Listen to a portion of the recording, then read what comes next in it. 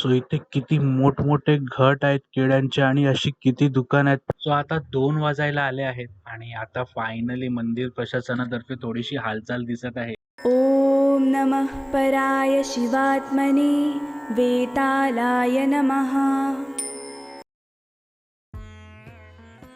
नमस्कार मित्रांनो, कशा आहात तुम्ही सगळ्या आनंदी राहा, हसत खेळत राहा, मजेत राहा आणि फिरत राहा.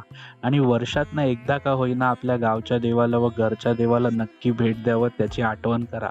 सो मित्रांनो, मागील काही दिवस आपण कोकणातल्या विविध गावांचे जत्रोत्सव अनुभवत आहे. आतापर्यंत आपण 4 गावचे जत्रोत्सव अनुभवले आहे. त्यातलं प्रामुख्याने म्हणजे लोटांगण जत्रा उत्सव सुद्धा आपण अनुभवली आहे. सो आज आपण आलो आहोत वेतोबा बाबांच्या दर्शनाला. आता वेतोबा बाबांची माहिती व ह्यांची ख्याती आपल्या सगळ्यांनाच माहिती आहे. त्यावर सीरियलही रिसेंटली आपल्याकडे रिलीज झालेली आहे. सो कोकणातले मित्रांनो, एक प्रामुख जत्रा म्हणजे मेन जत्रा म्हणून ओळखली जाते. आणि याचं वैशिष्ट्य एक असं आहे की मित्रांनो, इथे देवाला नवस केलं किंवा देवाला जो आपण प्रसाद चढवतो तो इथे केळ्याचे घट असतात. खूप मोठमोठे केळ्याचे घट आज आपल्याला इथे अनुभवायला भेटणार आहे. आणि दुसरं म्हणजे मित्रांनो, या जत्रेला गोव्यावरनंही बरेचसे लोक असतात. त्यामुळे आपल्या राज्यातली म्हणजे कोकणातली प्लस गोव्यातली लोकही असतात. त्यामुळे इथे गर्दीही प्रचंड असते. सो आता मी देवळाकडे आलेलो आहे. आता प्रचंड गर्दी आहे. सो बघू आता गर्दीचा थोडासा आढावा घेऊ आणि आपण दर्शनाचा किती आपल्याला वेळ लागतोय ते बघू. आणि हां, आज मित्रांनो आपण पूर्ण पालखी उत्सव म्हणजे पालखी बाहेर निघेपर्यंत आपण थांबणार आहोत. सो बघू आज आपल्याला किती वेळ हा सगळा कंटेंट कव्हर करायला लागतोय तो. सो आता मस्त वेतोबा बाबांची जत्रा एन्जॉय करूया. Let's go. आरवली गावची जत्रा ही 2 दिवसाची असते. पहिल्या दिवशीची जत्रा असते ही श्री वेतोबा बाबांच्या मंदिरापाशी असते आणि दुसऱ्या दिवशी मंदिराच्या अगदी समोरच म्हणजे 100 मीटर अंतरावरती असलेल्या इथे श्री आई सातेरीच्या मंदिराकडे ही जत्रा असते. त्यामुळे इथे सलग 2 दिवस गावकऱ्यांना जत्रेचा आनंद घेता येतो. दर्शनाची रांग ही खरंच खूप मोठी आहे. जे भाविक आता आतून बाहेर येत आहेत ते सांगत आहे की 1 तासभर लागत आहे दर्शनाला. सो थोडंसं थांबूया. आता इथे माझे ओढ्यावड्याचे एक बंधू आहेत, त्यांचं खेळण्याचं स्टॉल आहे. सो थोड्या वेळ त्यांच्या स्टॉलपाशी थांबूया. तसंही आपण पूर्ण रात्र इथे ऑलमोस्ट पूर्ण रात्र आपण थांबणार आहोत तोपर्यंत पालखी बाहेर नाही निघत. सो थोडासा अवकाश घेऊया आणि मग एकदा गर्दी कमी झाली की निवांत आपण विठोबा बाबांचे दर्शन घेऊया.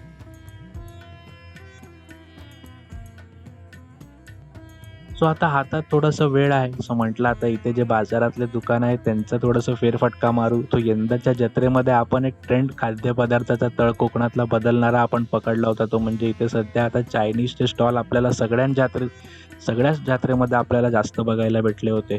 सो इथेही तोच ट्रेंड आपल्याला बघायला भेटत आहे. पण आता ही जत्रा मोठी असल्यामुळे इथे आपल्याला इतर खाद्यपदार्थ म्हणजे आपलं भेळ असतील, दहीपुरी असेल, त्यानंतर स्प्रिंग पोटॅटो असेल, त्यानंतर सोडा पफ वगैरे हे सगळे खाद्यपदार्थ बघायला भेटत आहे.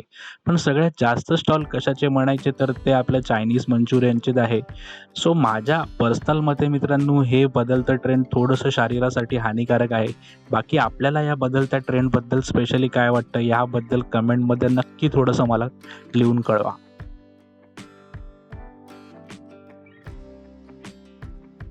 सो आता 11:30 वाजले आहेत. बाकी बाजारात तर गर्दी अजून तशीच आहे. पण आता दर्शनाची लाईन थोडीशी कमी झाली आहे. सो आता पटकन जाऊया, दर्शन घेऊया. त्याआधी तुम्हाला मंदिर परिसरात असणारे हे केळ्यांचे घडाचे जे दुकान आहेत ते तुम्हाला दाखवतो. सो इथे किती मोठमोठे घट आहेत केळ्यांचे आणि अशी किती दुकान आहेत. प्रत्येक दुकानामध्ये आपल्याला किती मोठमोठे आणि किती जास्त घट बघायला भेटत आहे. सो यामागचा वैचारिक अँगल असा असतो की प्रत्येक गावामध्ये किंवा भारतातल्या प्रत्येक भागामध्ये तिथल्या मातीमध्ये किंवा तिथल्या पाण्यामध्ये आपला एक गुणधर्म असतो की एक तिथले एक बोलतात ना पारंपरिक खाद्यपदार्थ असते आणि त्या गावाच्या ग्रामदैवतेला तेच खाद्यपदार्थ आपण नवसाला किंवा भेटवस्तू म्हणून देत असतो. आता त्याचं कारण असं आहे की तिथल्या शेतकऱ्यांनी पुढे जाऊन लोभापायी किंवा वेगळ्या कुठचं तरी फळ घेऊ नये व पारंपरिक जे खाद्यपदार्थ आहेत त्या भागाचे हे विलुप्त होऊ नये त्यासाठी केलेलं हे प्रयत्न असतं. आणि जे पारंपरिक खाद्यपदार्थ असताना मित्रांनो, हे आपल्या पूर्वजांनी ठरवून दिलेलं आहे, कारण त्यांनी निसर्गाचा पूर्णतः त्याच्यामागे विचार केलेला आहे की निसर्गालाही हानी पोहोचू नये. आणि म्हणतात ना, एक निसर्ग आणि माणसाच्या मेळेने एक हा खाद्यपदार्थ निर्माण होतो. त्यामुळे प्रत्येक गावामध्ये किंवा त्या त्या संस्कृतीमध्ये त्या त्या फळाला किंवा त्या त्या फुलाला एक मान असतो. तसं इथे आता आपल्याला केळ्याला हा एक मान दिलेला बघायला भेटत आहे. आणि ही जी केळी आता आपण आपल्या डोळ्यासमोर पाहत आहोत, म्हणजे एवढे घड जे पाहत आहोत मित्रांनो, ही आपली साधी बाजारात भेटणारी केळी नाही आहेत. ही जी बारकी यांना इलायची केळी म्हणून म्हटलं जातं. आणि या केळ्यांचा जो दर असतो हा मुंबईमध्ये आपल्या नॉर्मली जे केळी असतात त्याच्यापेक्षा दुप्पट किंवा दीडपट भाव या केळींना असतो. म्हणजे हे तितके पौष्टिक केळी मानले जातात. सो असे पौष्टिक केळ्यांचं इथे घडच आपल्याला बघायला भेटत आहे. रात्री 11:30 वाजता ही एवढी गर्दी आहे देवाच्या दर्शनाला. यातनं एक गोष्ट ठळकप्रमाणे कळते, ते आहे कोकणवासियांचं त्यांच्या देवासाठी असलेलं प्रेम. सो बघू आता आपल्याला दर्शनाला किती वेळ लागतो. माझ्या अंदाजाने अर्धा तास किंवा पाऊण तास पुरेसा आहे दर्शनाला. मगाशी तर 1-1, दीड तास रांग चालत होती. सो आता मी बघू आपण देवळाच्या प्रवेशद्वारापर्यंत किती वाजता पोहोचतो. सो 12:05 झालेली आहेत आणि इथे मंदिर परिसरामधला उत्साह थोडाही कमी झालेला नाही आहे आणि रांगेमध्ये मला अर्धा तास लागला. अर्धा तास ठीक आहे, आपण देवासाठी एवढा वेळ नक्कीच देऊ शकतो. सो इथे रात्री 12 वाजताही जो उत्सव बघायला म्हणजे उत्साह बघायला भेटत आहे ना लोकांमध्ये, तो खरंच सही आहे.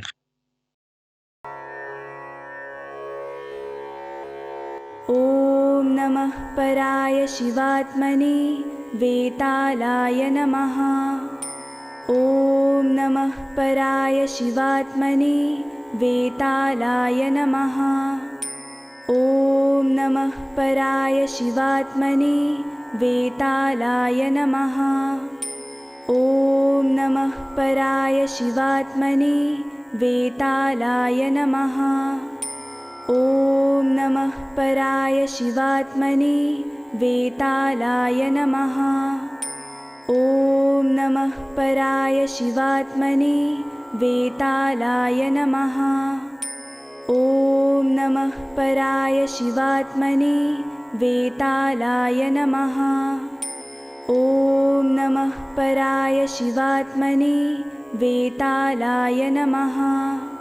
ॐ नमः पराय शिवात्मने वेतालाय नमः।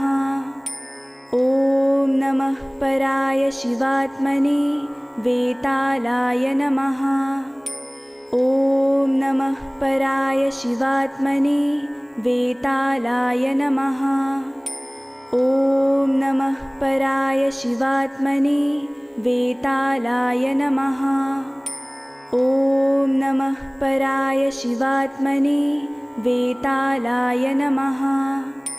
ॐ नमः पराय शिवात्मने वेतालाय नमः। सो नुकतंच दर्शन घेऊन आपण मंदिरातनं बाहेर आलेलो आहे आणि इथे मंदिर प्रांगणामध्येही काही स्टॉल्स व दुकानं आहेत. आता इथे प्रामुख्याने खेळणींची दुकानं दिसत आहेत. तर थोड्या वेळ ही सगळी दुकानं अनुभवूया आणि इथे मंदिर प्रशासनातर्फे प्रसादाचा म्हणजे जेवणाचाही इथे प्रबंध केलेला आहे. तर त्याचाही आनंद घेऊया. रात्रीचे 1 वाजले आहेत आणि अजूनही लोकांची गर्दी काही ओसरलेली नाहीये. म्हणजे अजूनही भरपूर लोकं आपल्याला मंदिरामध्ये पाहायला भेटत आहे. आता समोरचा जर कट्टा आपण बघितला तर तो कट्टा पूर्ण भरला आहे आणि मंदिरा आतमध्येही तितकी लोकच आहेत. सो अजून तरी पालखी निघायचे काही चिन्ह दिसत नाहीये. तसे मंदिर प्रशासनातर्फे आजच्या जशी काही तयारी वगैरे चालू झालेली अशी दिसत नाहीये. सो बघू आता थोडा वेळ अजून वाट पाहू, कारण आज आपण हा पालखीचा सोहळा अनुभव करूनच इकडनं जाणार आहोत. सो बघू आता पालखी बाहेर किती वाजता येते.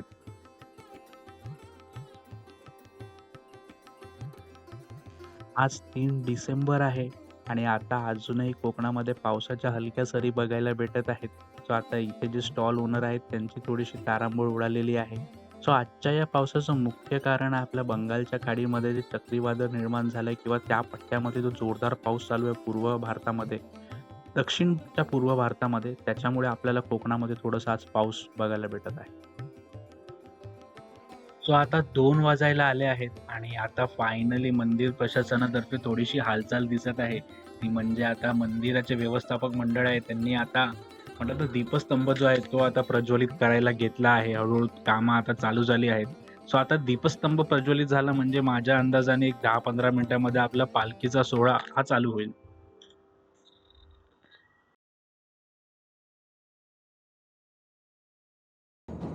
सो सो इतका वेळ ज्या क्षणाची वाट आपण सगळे पाहत होतो तो क्षण आलेला आहे. ती म्हणजे विठोबा बाबांची पालखी ही मंदिराच्या गाभाऱ्यातून बाहेर प्रांगणामध्ये आणण्यात आलेली आहे.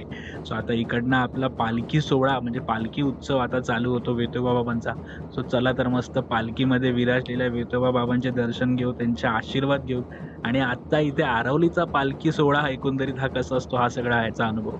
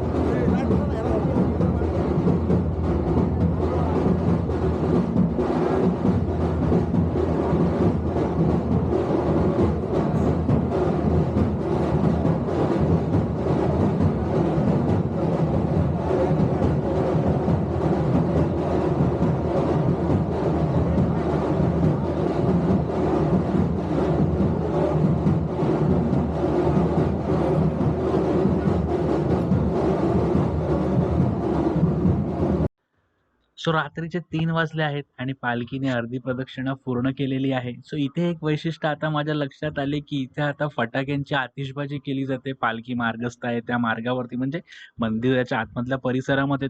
सो जवळ-जवळ 20 मिनिटं आता इथे फटाक्यांच्या आतिषबाजी चालू आहे.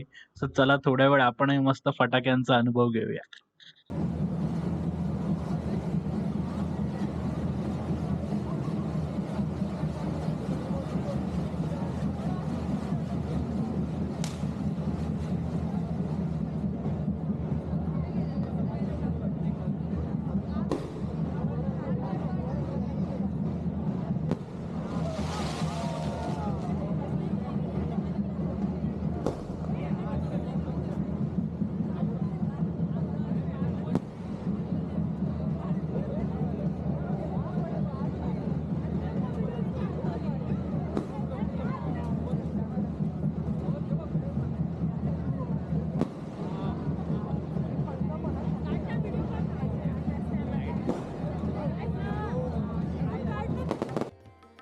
सो फटाक्यांची आतिषबाजी अजूनही चालू आहे आणि पालखी हळू-हळू मंदिराच्या दिशेने सरकत आहे.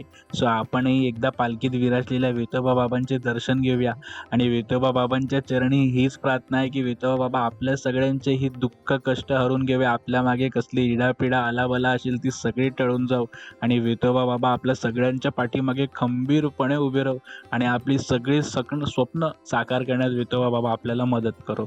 हीच देवाचरणी प्रार्थना. सो मित्रांनो, सकाळचे 4 वाजलेत आणि सकाळी 4 वाजता आता मी घरी जात आहे. जत्रा खरंच खूप भन्नाट झाली, मस्त झाली. म्हणजे पालखी यात्रा झाली, त्याच्यानंतर फटाक्यांचा एक शो बघता आला जवळजवळ 20 मिनिटं. मंदिर प्रशासनातर्फे तिथे फटाक्यांचा एक शो करण्यात आला जेव्हा पालखी बाहेर आली होती. तर तोही एक अद्भुत अनुभव होता. मस्त गावकऱ्या सगळ्यांनी फटाके एन्जॉय केले. सो जत्रा खरंच खूप चांगली होती. थोडेफार मित्रांनो एक वाईट एक्सपिरियन्स होते जत्रा रिलेटेड, पण जाऊ दे, आपण आता चांगलंच सगळं घेऊन चाललं, त्यामुळे वाईट साईड नंतर आपण पुन्हा कधीतरी शेअर करू.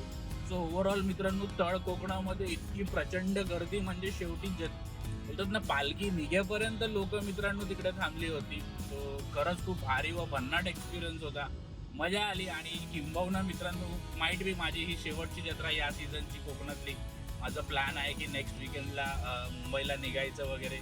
सो बघू, जर राहायला भेटलं तर मी अजून जत्रा कव्हर करीन, नाहीतर यंदाची आपली ही कोकण जत्रा उत्सवातली शेवटची जत्रा आता लवकरच आपण पुन्हा कोकणात येऊ. इन द मीन वाईल जर थोडंसं आपल्याला फायनान्शियली जर मला सपोर्ट भेटला, थोडंसं अडकला, तर त्याच्यानंतर आपण थोडेसे म्हणतात ना महाकाल वगैरे थोडेसे आता या वर्षीचे माझे पेंडिंग राईड्स राहिले आहेत तर ते आपण कंप्लीट करू. तर मित्रांनो धन्यवाद व्हिडिओशी कनेक्ट केल्याबद्दल. असाच आपला प्रेम व सहवास आशीर्वाद असो. सैना बाय बाय.